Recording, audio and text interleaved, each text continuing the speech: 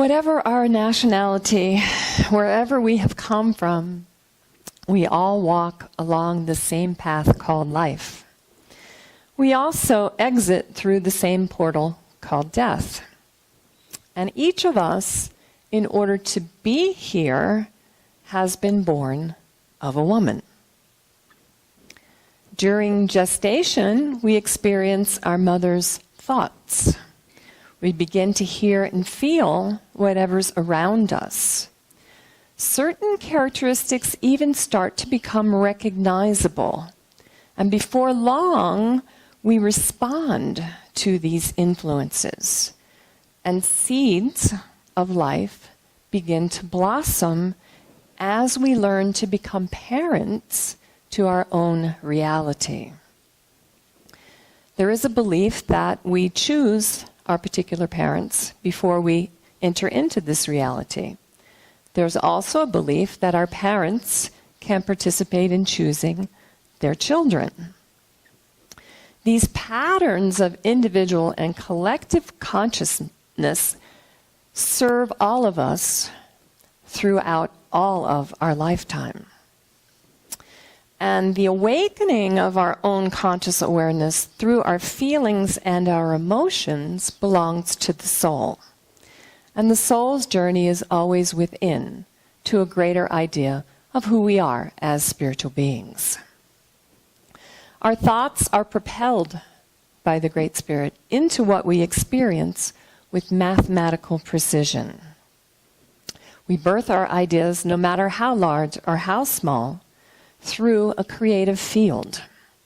And then they are acted upon by the universal laws.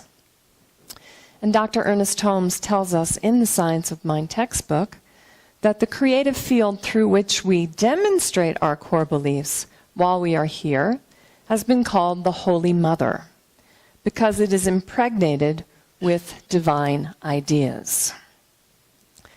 The late, great Dr. Dyer, I'm sure you're all familiar with him, told the story once about going to the picnic with his father and coming home with his mother. So it's 1,000,000 to 1 odds that the sperm actually finds the egg. So happy Mother's Day, because you are here to birth the divine feminine within you. You are here for a purpose. Every impulse that our minds can conceive ultimately have some type of desire behind them. Whether we are limited by our sensate thinking or unlimited by our thoughts of freedom, we all need the physical things that bond us together. Things like marriage, children, employment, even our social gatherings like our barbecue this afternoon. And this morning what I'd like to talk about is the consciousness that supports our divine feminine creativity, our ability to experience our emotions, to hear the song of gladness, which is the title of my talk this morning. We can't be happy or at peace until our feelings are recognized. Instead of ascending into a greater awareness, we wind up descending, building walls that keep us stuck. Keep us from asking the important questions. Why am I here? What is my purpose? I remember as a child, I used to always ask the question, why? Why? And my father would patiently answer, why is a crooked letter and it won't stand up straight? And I would say, but why? And he would repeat it over and over. As long as I said why, he would answer the question. So when I learned that Dr. Ernest Holmes had the nickname of being a question mark, I continued to rise in love with the Science of Mind teaching. So Mother Mary comes to us with words of wisdom. The question is, are we listening? The soul consciousness within us is capable of the strongest and deepest allegiance to the truth of who we are. And this is why we are always seeking something greater. Ideas are always moving through the masculine or the intellect, through the divine creative feminine, and into our experience. But love and wisdom must play a role in order for us to promote a more conscious connection with the truth of who we are. And I'm not sure who this quote comes from. I think we're going to credit Dr. Holmes, but I couldn't find where it came from. The father image in you creates ideas. The mother image in you loves the idea and encapsulates it with divine love so that it springs forth quickly to manifest as the son. And this is what's known as the threefold nature of creation. And the earliest depiction of this is actually written on the walls or the caves in Egypt, and it is Amun-Ra, Nansu, and Mut. The trinity of that, we all know, is Father, Son, and Holy Ghost. And in this teaching, it's depicted by the symbols on either side, as well as what will come up next: mind, body, and spirit. So the father, or the intellect, moves through the mother, which is the creative medium, into the son, which is the manifest form. So whatever prophecy you believe in, the foundations of all spiritual practice remind us to cultivate care for life, for our planet, for each and every one of us who are present here today, in form as well as out of form. Family is the basic structure from which our social and psychological world develops. When Jesus asked the question, "Who is my mother?" he was asking us to awaken, to discover that the Holy Mother is within us, that it is always spiraling outward through our thoughts, our words, and our actions. So if we think of God or Buddha or Allah as a universal parent, one who utilizes the intellect of the masculine to move the creative power of the feminine into expression. It doesn't question or limit our dreams or desires.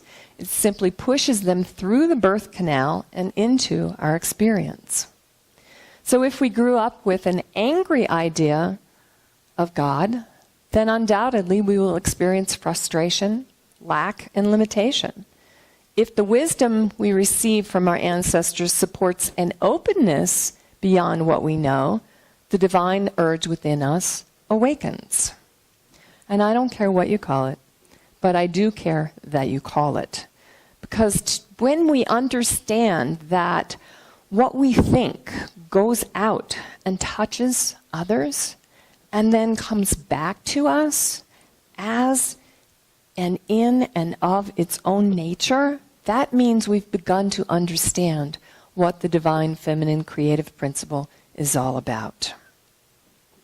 And Joseph Campbell, in his amazing book entitled Hero with 1,000 Faces, says that the universal doctrine teaches that all the visible structures of the world, all things and beings, are the effects of a ubiquitous power, out of which they rise, which supports and fills them during the period of their manifestation, and back into which they must ultimately dissolve. So we have the different things that come out of that: our homes, our cars, our employment, our ideas. I'm not sure what that other one is. It looks like a type of social media, perhaps. The Sioux Indians call this ubiquitous power Wakanda. Christians call it God. Scientists call it energy. Muslims call it Allah. I like to call it the Great Spirit, because my grandfather was rumored to be part of the Cherokee Nation, and the Cherokee are the keepers of the crystals. And I'm sure by now all of you know that I'm very dedicated to my crystal bowls. The Salagi call it a great mystery because of its formlessness. What's important about all of this is that our human thought and actions are symptoms or outpicturing of this formlessness. So in everything we think, say, and do, we reveal ourselves as we are, not necessarily as we would have others think we are. So when we find ourselves in times of trouble, Mother Mary comes to us, speaking words of wisdom. Let it be, let it be, let it be. So sometimes we need to just let things percolate a little bit. The one thing we really own, the only thing we really own in this world, is our word. And we are judged, condemned by whatever it is we speak. And we're always held accountable by our actions. We've been inclined to believe that our feminine nature is something that we must belittle, when what we need is a deeper realization of the way life works, a more intimate concept of an already indwelling presence. So Mother Mary represents the divine motherhood of love, as well as the intuitive ideas that are born within the mind. And it is only with the depth of love and feeling that belief in the so-called miraculous can happen. Everything in the universe is on purpose, especially when it works by appearing not to work. Joseph Campbell says there is nothing wrong or right when you're on the path, but there is imprudent and prudent action. So sometimes we need to just take the time to reconnect with Source, to meditate, to pray, to commune with Mother Nature, to go within to reestablish that connection to Source. And then we can ask our spirit guides, or our angels, or our animals, and if we listen, they will give us messages. On the way home from High Desert Wednesday, I saw 2 roadrunners.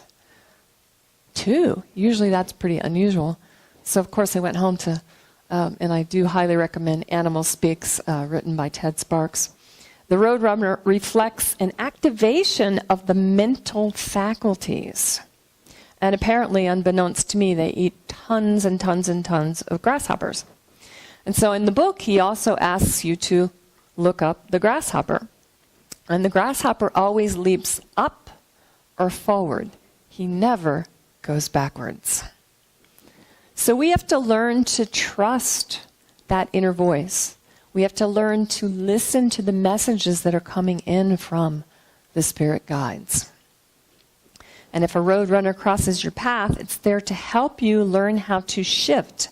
They can stop and go in different directions by practically turning on a dime. So there's an increased opportunity there for planning, to be able to set those plans in motion. So I ask you to honor the Holy Mother within you, that is your creative force. To radiate the divine love that you are towards everyone and everything. And last, but certainly not least, to give unconditional love to the woman who pushed you through the birth canal into this incredible experience called life. I love you, Mama. Happy Mother's Day.